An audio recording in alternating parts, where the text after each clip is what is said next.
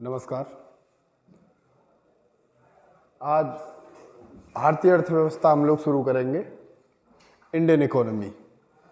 आज Indian economy के syllabus से लेके इंडियन इकोनॉमी के पहले चैप्टर से हम लोग शुरुआत करेंगे पहले भारत की अर्थव्यवस्था का पूरा सिलेबस।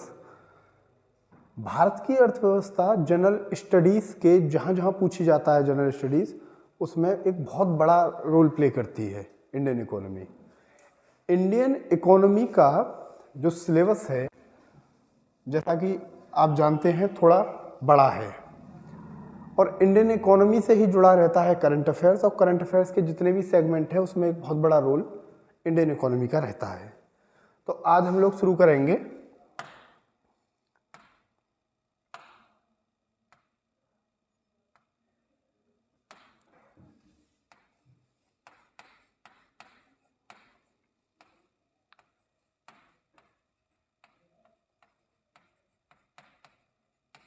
भारतीय अर्थव्यवस्था, इंडियन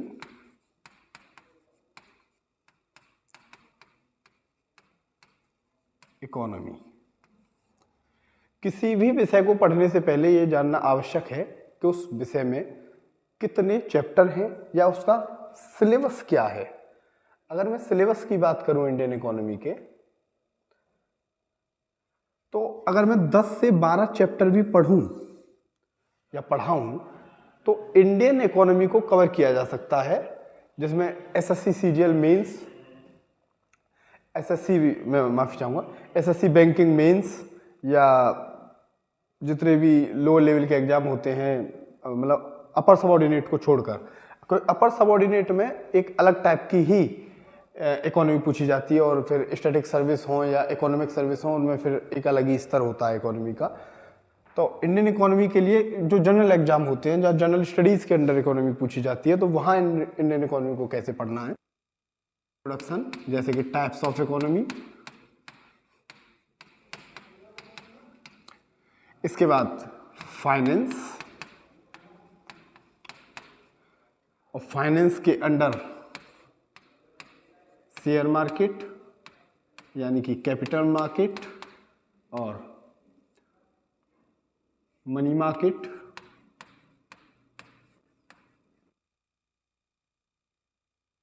मनी मार्केट के अंदर एक बहुत बड़ी यूनिट जिससे शायद ही सबसे ज़्यादा सवाल आते हों, बैंकिंग। इसके बाद जो तीसरा सबसे बड़ा टॉपिक होता है या सबसे अच्छा टॉपिक होता है इकोनॉमी का, वो होता है इन्फ्लेशन। इन्फ्लेशन वो ज्वलंत मुद्दा होता है जिस पे ज़्यादातर पब्लिक डिबेट होती हैं, ज़्यादातर पार्लियामेंट्री डिबेट होती हैं, और ज़्यादातर इन्फ्लेशन पे ही हमारे न्यूज़पेपर भरे हुए आते हैं। तो पूरा इन्फ्लेशन एक, क्योंकि इंडियन इकोनॉमी में पॉलिटिक्स की बात तो होती नहीं है, और इंडियन इकोनॉमी में चर्चा होती है धन से संबंधित, तो क्यों ना धन पे जो बढ़ोतरी होती है कीमतों पे, उसी को कहा जाता है इन्फ्लेशन। तो इन्फ्लेशन को यहाँ एक चैप्टर बनाया गया है। इसके बाद राष्ट्रीय आय, नेशनल इनकम, इसके बाद पब्लिक फाइनेंस, लोक वित्त,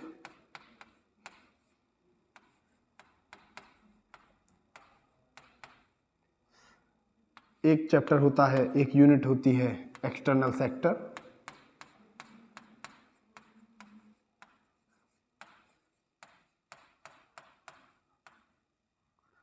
और ये जो पूरा पार्ट है, इसमें अगर एग्रीकल्चर को भी शामिल कर दूं, लैंड रिफॉर्म से लेके और वर्तमान के एग्रीकल्चर रूल तक, यानी एग्रीकल्चर को लेके जो 3 नियम बने, जिनको लेके एग्रीकल्चर प्रोडक्ट, एग्रीकल्चर को लेके जो 3 कानून बने और उनको लेके जो बहुत विद्रोह हुआ या लाल किले पे झंडा लगा दिया गया किसानों द्वारा, या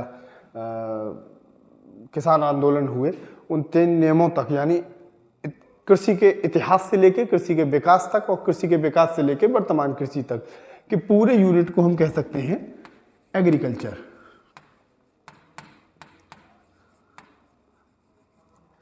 अगर इनको मैं जोड़ दूं तो ये होता है मैक्रो इकोनॉमिक्स।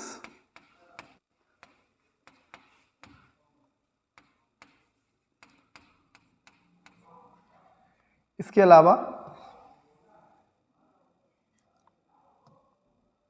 एक यूनिट पढ़नी पड़ती है माइक्रो इकोनॉमिक्स। अगर हम इनको भी पढ़ लें 8 से 9 चैप्टर, तो जनरल स्टडीज में जितने भी सवाल पूछे जाते हैं इकोनॉमिक्स से या इंडियन इकोनॉमी से, उन्हें हम लोग कवर कर सकते हैं। ये सिलेबस की बात हो गई।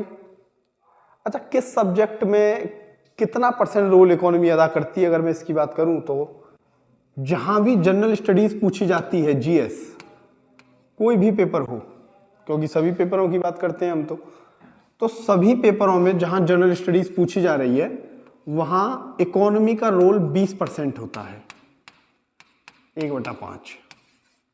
अगर 20 क्वेश्चन आ रहा है तो उसमें से 4 से 5 क्वेश्चन इंडियन इकोनॉमी से पूछे जाते हैं, और मैं दावे के साथ कह सकता हूं कि 2 क्वेश्चन बैंकिंग से पूछे जाते हैं। तो इंडियन इकोनॉमी और इंडियन इकोनॉमी में बैंकिंग अपने आप में एक बहुत शानदार रोल प्ले करते हैं किसी भी परीक्षा की तैयारी में। अब पहला चैप्टर हम लोग शुरू करना है, इंट्रोडक्शन।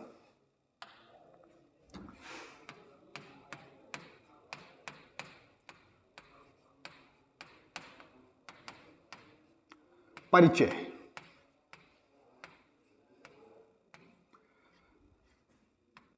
एक बात होती है अर्थशास्त्र, इकोनॉमिक्स, एक सब्जेक्ट होता है, एक व्यथा होती है, एक विधि होती है या एक विद्या होती है, अर्थशास्त्र। ये जो अर्थशास्त्र एक सब्जेक्ट है या एक विद्या है, इसका हमारे सब्जेक्ट या हमारे जनरल स्टडीज से क्या लेना देना है।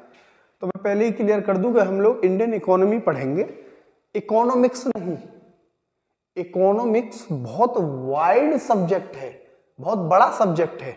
इकोनॉमिक्स में एमए होता है, पीएचडी होता है। इकोनॉमी एक बहुत छोटा सब्जेक्ट है। तो इकोनॉमिक्स का मतलब क्या है, तो मैंने जनरल स्टडीज के में मेरा तरीका है पढ़ाने का, तो मैं कहता हूं संधि विच्छेद हिंदी में जो होते हैं उनको आप याद रखिए। अर्थशास्त्र का मतलब है अर्थ प्लस शास्त्र। तो एक ऐसी विद्या जिसके केंद्र में रहता है अर्थ। अर्थ का मतलब होता है धन, मनी।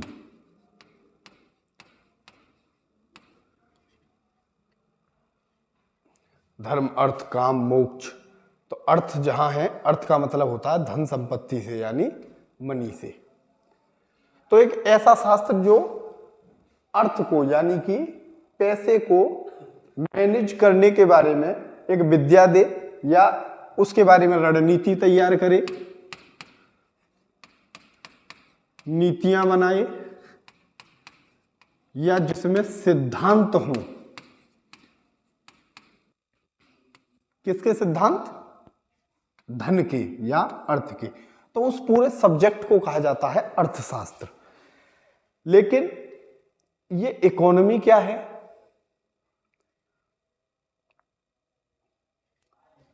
यानी कि अर्थ व्यवस्था।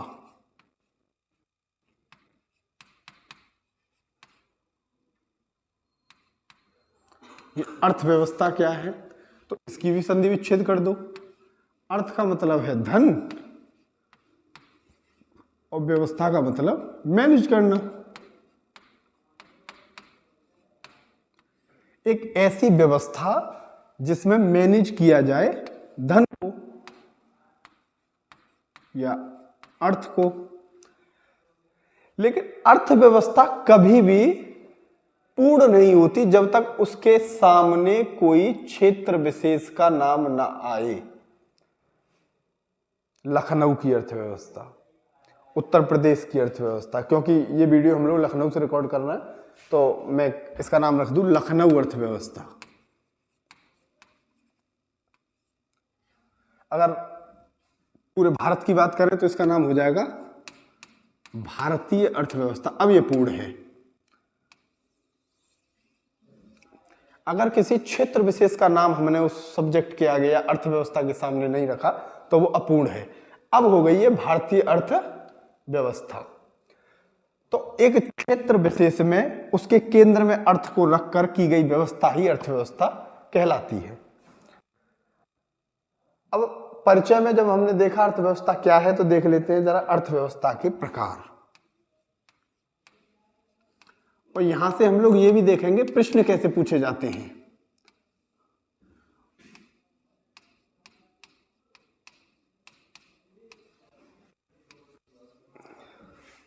तो इसके वर्गीकरण के कुछ तरीके हैं,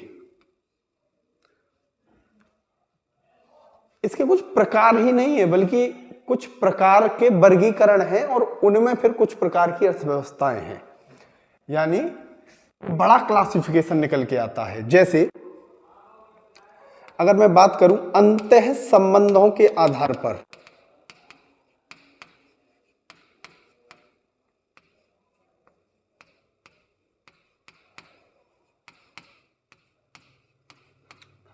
यानी कि बेसिस ऑफ,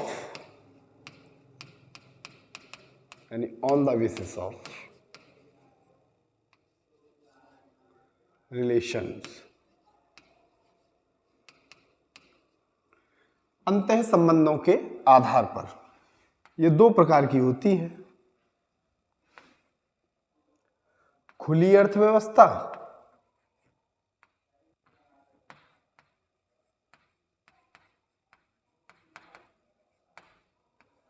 और बंद अर्थव्यवस्था।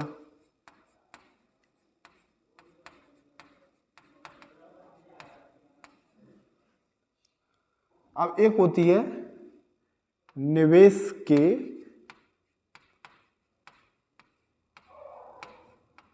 आधार पर,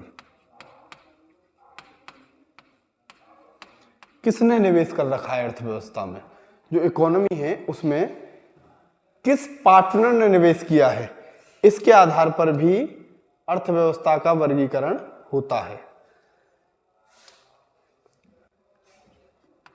तो ये तीन प्रकार की होती है।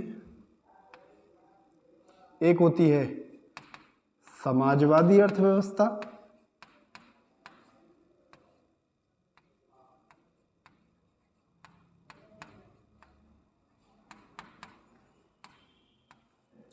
एक होती है पूंजीवादी अर्थव्यवस्था,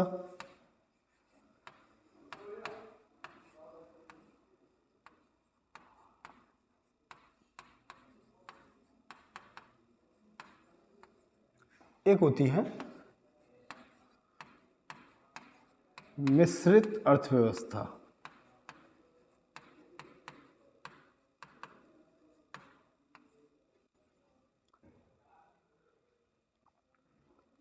अंतः संबंधों के आधार पर और निवेश के आधार पर।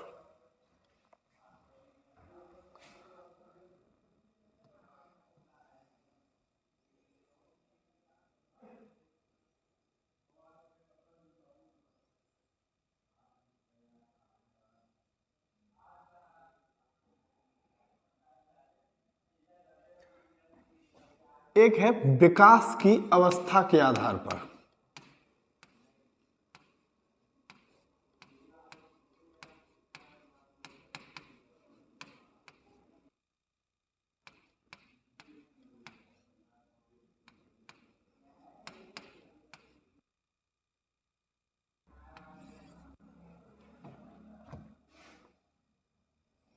विकास की अवस्था के आधार पर नंबर एक अल्प विकसित,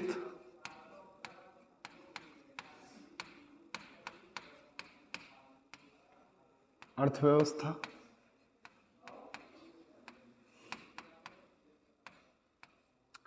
नंबर दो विकासशील अर्थव्यवस्था।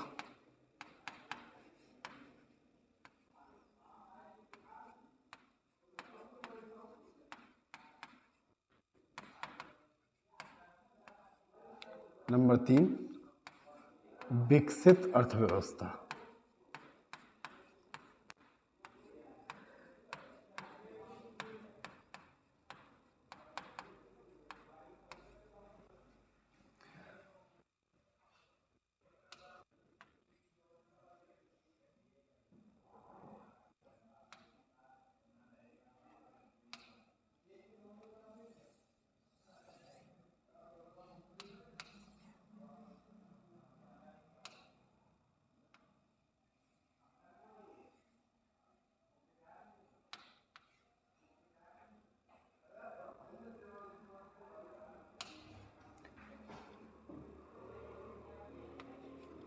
अर्थव्यवस्था के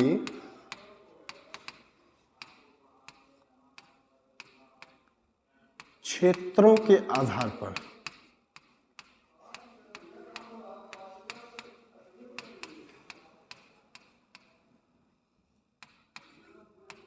प्राथमिक अर्थव्यवस्था, प्राथमिक क्षेत्र अर्थव्यवस्था,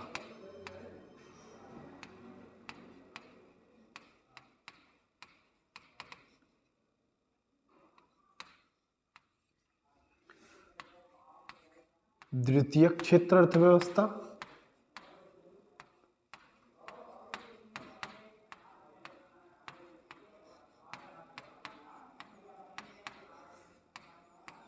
और तृतीयक क्षेत्र अर्थव्यवस्था।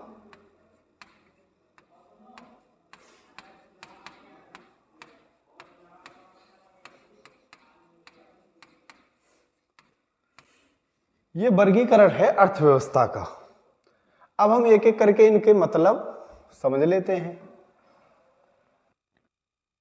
हमने पहला बताया अंतः संबंधों के आधार पर अर्थव्यवस्था, यानी एक देश के दूसरे देश के साथ कैसे संबंध हैं। व्यापारिक संबंध, यानी आयात और निर्यात की स्थिति कैसी है।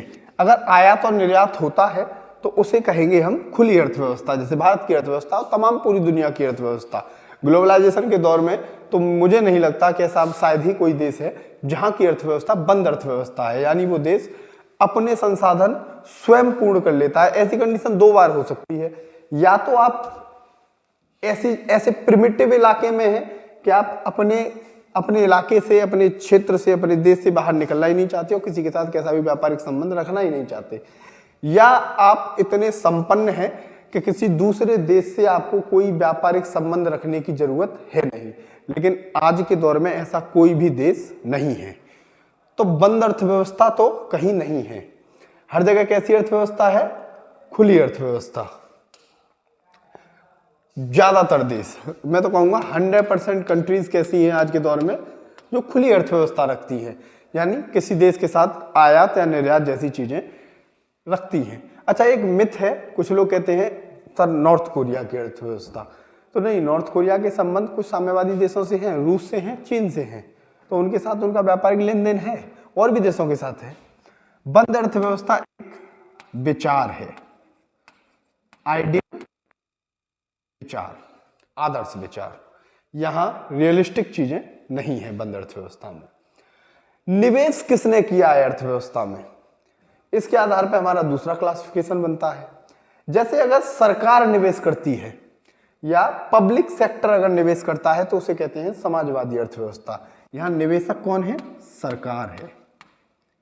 और जब सरकार निवेश करती है, जैसे 1991 से पूर्व का भारत या 1917 के बाद का रूस, 1949 के बाद का चीन, अगर ऐसी अर्थव्यवस्थाएं हैं तो उन्हें कहते हैं हम समाजवादी अर्थव्यवस्था, जहां सरकार के स्तर पर निवेश किया जाता है। निवेश जो भी करती है अर्थव्यवस्था में सरकार करती है, तो उसे कहते हैं हम समाजवादी अर्थव्यवस्था। जब अर्थव्यवस्था में निवेश पूंजीवादी शक्तियां करने लग जाएं, यानी कुछ प्राइवेट सेक्टर के लोग करने लग जाएं, तो उसे कहते हैं हम पूंजीवादी अर्थव्यवस्था। और इसका एग्जांपल है अमेरिका,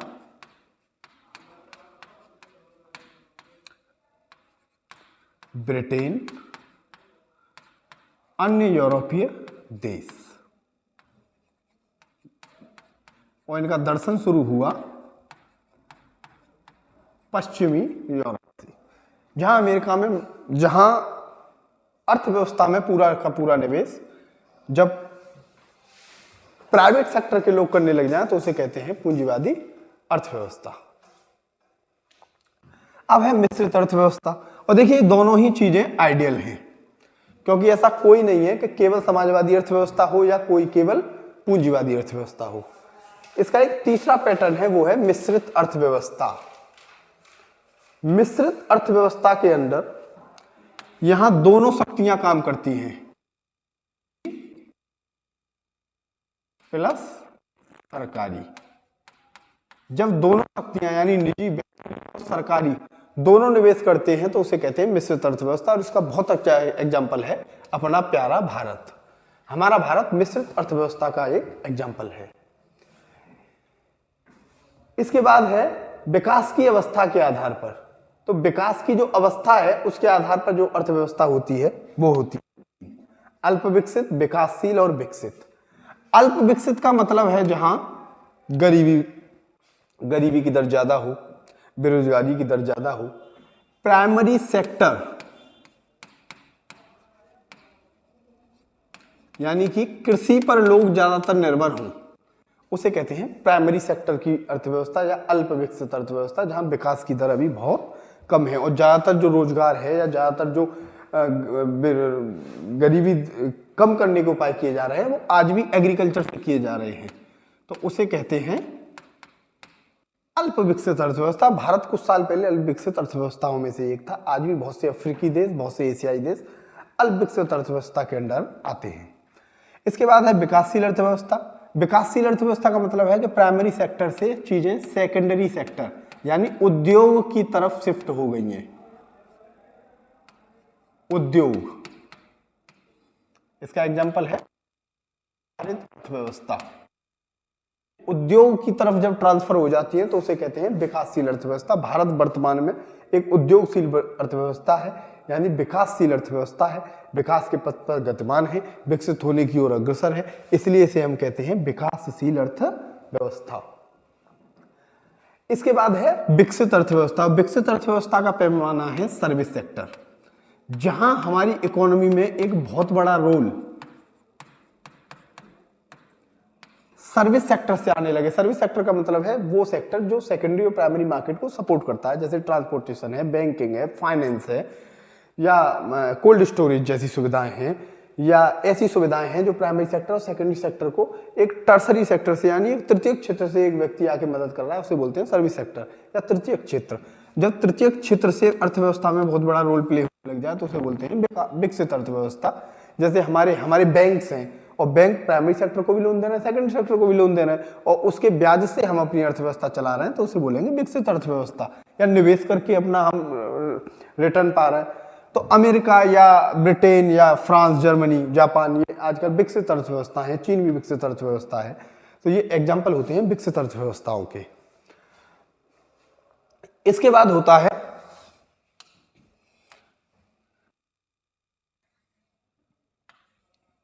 अर्थव्यवस्था के क्षेत्रों के आधार पर। तो 3 क्षेत्र होते हैं अर्थव्यवस्था के, प्राइमरी सेक्टर, सेकेंडरी सेक्टर और टर्सरी सेक्टर, प्राथमिक, द्वितीयक और तृतीयक। चतुर्थक और पंचक भी होता है, जिसे व्हाइट कॉलर और गोल्डन कॉलर जॉब कहते हैं, लेकिन अभी अर्थव्यवस्था के प्रकारों में हम इन 3 की चर्चा करेंगे। प्राइमरी क्षेत्र अर्थव्यवस्था होती है जहां प्राकृतिक पूंजी का दोहन होता है। प्राकृतिक पूंजी का मतलब है जहां प्रकृति ने जो पूंजी दे रखी है, जैसे कि खनन और कृषि, यहां से जो धन की प्राप्ति हो रही है उसे बोलते हैं प्राथमिक क्षेत्र अर्थव्यवस्था। द्वितीय क्षेत्र होता है जो प्राइमरी सेक्टर से कच्चा माल प्राप्त हुआ उसे प्रोसेस्ड करके आगे की तरफ भेज दे, जिन्हें गहन उद्योग या उद्योग कहा जाता है, उसे कहते हैं द्वितीय क्षेत्र अर्थव्यवस्था या उद्योग आधारित अर्थव्यवस्था। जो वर्तमान में, हालांकि वर्तमान में भारत की इकोनॉमी में सेकेंडरी सेक्टर का योगदान बहुत कम है, लेकिन उसके बावजूद भी क्योंकि विकासशील अर्थव्यवस्था है और उद्योग हमारा धीरे धीरे बढ़ रहा है, वो बात अलग है कि भारत एक अपवाद है कि टर्सरी सेक्टर पहले आगे बढ़ गया है, लेकिन सेकेंडरी सेक्टर जो इकोनॉमी होती है उसमें उद्योग की महत्वपूर्ण भूमिका। जो टर्म मैं बोल रहा हूं ऐसा ही टर्म डायरेक्ट क्वेश्चन में कभी कभी पूछ लिए जाते हैं कि निम्नलिखित में से द्वितीय क्षेत्र अर्थव्यवस्था की पहचान क्या है? कृषि, उद्योग या परिवहन या बैंकिंग। तो उसमें से उद्योग जैसे उत्तर होगा। तो ये एनसीईआरटी पैटर्न के क्वेश्चन है या ये कंसेप्चुअल क्वेश्चन है, तो आपको इनके बारे में डीप नॉलेज होनी चाहिए। तृतीय क्षेत्र व्यवस्था, जब अर्थव्यवस्था में टर्सरी सेक्टर का या सेवा क्षेत्र का रोल बहुत ज्यादा बढ़ जाता है तो उसे कहते हैं तृतीय क्षेत्र की अर्थव्यवस्था। आज की एक छोटी सी क्लास में हमने इकोनॉमी का परिचय दिया, इकोनॉमिक्स का परिचय दिया और उसका क्लासिफिकेशन किया। कल या नेक्स्ट जो हमारी क्लास होगी उसमें हम लोग चर्चा करेंगे फाइनेंस पर या मनी मार्केट पर। बैंकिंग को हम कल शुरू करेंगे। धन्यवाद।